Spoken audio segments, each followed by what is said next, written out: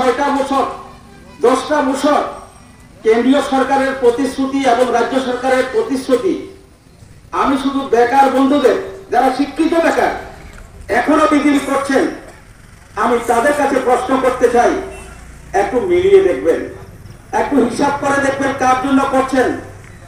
আমাদের দেশটা এরা হিন্দু প্রধান দেশ, এটা আমরা জানি, কিন্তু এই দেশের যে সংবিধানটা আছে এই সংবিধানটা হলো ধর্মনিরপেক্ষ সংবিধান।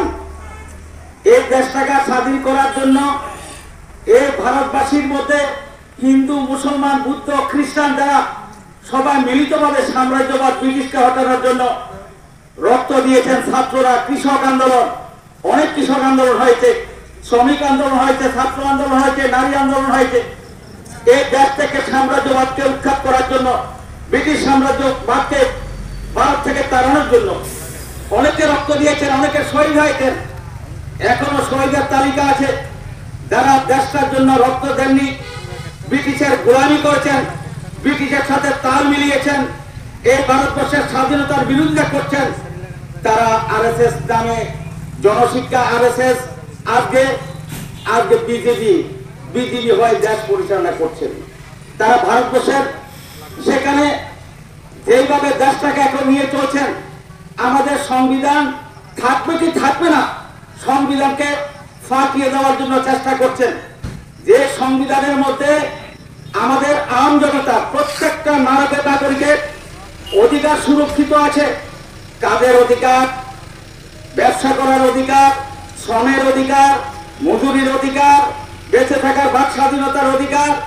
আজকে বিজেপি সরকার যদি আবার ক্ষমতায় আসে, এই অধিকার সংবলিত এই যে আমাদের যে সংবিধান, এই সংবিধানকে সম্পূর্ণভাবে পাল্টিয়ে দেবে। এবং শুধু তাই না, এখনো নরেন্দ্র মোদী বক্তৃতা বলছেন এক দেশ এক ভোট। কথাটা কি বলছেন? অর্থাৎ ভারতবর্ষের যে গণতন্ত্র, আমরা যে 5 বছর পর পর গণতান্ত্রিক উৎসব করি ভোটের মাধ্যমে, আমাদের দেশ পরিচালনা করার জন্য মন্ত্রী তৈরি করি, এমএলএ তৈরি করি, এমপি তৈরি করি, এগুলির কোনো প্রয়োজন নেই, এগুলির দরকার নেই। তাই আজকে সারা দেশ চিন্তিত। শুধু আমরা ত্রিপুরা না, আজকে আপনারা, আমি সোশ্যাল মিডিয়া বলবো না, কিছু কিছু মিডিয়া আছে আপনারা দেখবেন, তারা বিভিন্ন ভাবে বলছেন। আবার কিছু কিছু মিডিয়া আছে একতরফা শুধু বলছেন নরেন্দ্র মোদী 400 পার করে দেবে। এত সহজ কথা না। যারা একটু রাজনীতি বোঝেন, এই যে 10 বছর, এই 10 বছরের ইতিহাসে কি করছেন, কি পেয়েছেন, প্রতিশ্রুতি কি ছিল? 2 কোটি চাকরি, কারো টাকা উদ্ধার, তারপরে প্রত্যেকের অ্যাকাউন্টে 15 লক্ষ টাকা, এগুলি তো নরেন্দ্র মোদীও বলেছিলেন, কেন্দ্রীয় সরকারের প্রতিশ্রুতি।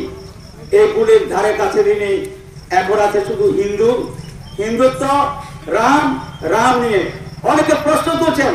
আমি রাম মন্দিরে আমি সমর্থন করি, কিন্তু রাম মন্দিরে গেলে তো পরে আমার এখানে আইএস অফিসার হবে না, ডাক্তার হবে না, ইঞ্জিনিয়ার হবে না, তারপরে আমার শিক্ষা প্রতিষ্ঠানের দরকার, আমার কাজের দরকার।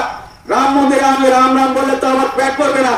রামকে আমি সম্মান করি, রাম মন্দিরে যাব, পূজা করব, সমস্ত কিছু ঠিক আছে, কিন্তু তার জন্য পাশাপাশি আমার কাজের ব্যবস্থা করতে হবে। কিন্তু আজকে নরেন্দ্র মোদী রামের দোহাই দিয়ে পাহাড় পেতে চাইছেন, কিন্তু এটাও পার পাচ্ছেন না। এখন সবচেয়ে বড় করে আনছেন হিন্দুত্ব।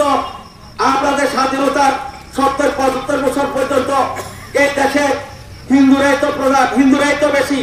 হিন্দুরা কি সব মানে অসুবিধা ছিল? অসুবিধা তো ছিল না। এখানে মুসলিম কত? 20% মুসলিম আর 80% হিন্দু। এই হিন্দুরা নাকি এখন খতরাতে আছে, মানে খুব বিপদে আছে। নরেন্দ্র মোদীর ভাষণে বলছেন এইগুলি বলে উগ্র হিন্দুত্ব এ সামনে এনে মানুষকে বিভ্রান্ত করে দেশকে লুটে নেওয়ার কাজ করছেন। আমরা বলছি না। আজকে ওই নরেন্দ্র মোদীর মন্ত্রিসভা, তিনি অর্থমন্ত্রী ছিলেন নির্মলা সীতারামন, ওনার স্বামী বলছেন যে সারা ভারতবর্ষে যদি কেহ থাকে দুর্নীতিবাজ এবং এই যে ইলেকশন বন্ড নামে সর্ববৃহত্তম, বিশ্বের মধ্যে সর্ববৃহত্তম কেলেঙ্কারি, টাকা লুট করে নিয়েছেন মোদী কেয়ার, প্রধানমন্ত্রী কেয়ার ফান্ড, এই